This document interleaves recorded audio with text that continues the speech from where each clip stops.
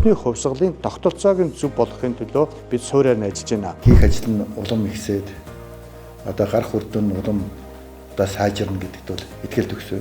Салбар дундын хандлага бүхий эрдэмтдийн зөвлөлөөр өгтгөж байгуулж байгаа юм байна гэж бол харж байна. Хүнсний аюулгүй байдлаа хангахад хамгийн түрүүнд бол хүний толгойд бас өөрчлөлт орж ирэх ёстой. Ер нь хүнсний аюулгүй байдлын эрх зүйн орчин.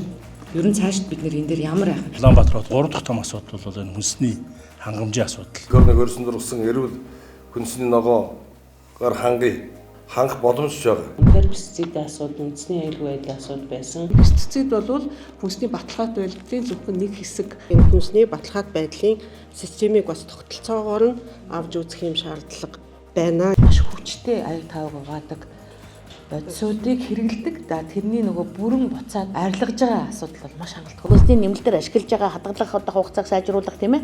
Ийм зориултаар ашиглаж байгаа энэ химийн бодисоо яах гэдэг юм бэ? Хоол үйлдвэрлэлийн эрүүл авах орчныг бол эрсдэл тандал судалгаа хийхэд бол үндсэндээ 80% ямар шаардлага хангахгүй байгаа шүү дээ. 20 сургуулийн. Хүнсэд аж хөрөнгө үйлдвэрийн салбар дутагдж байгаа одоо мэрэгчлийн хэрэглээр эзэг бид нар яаж хангах юм бэ?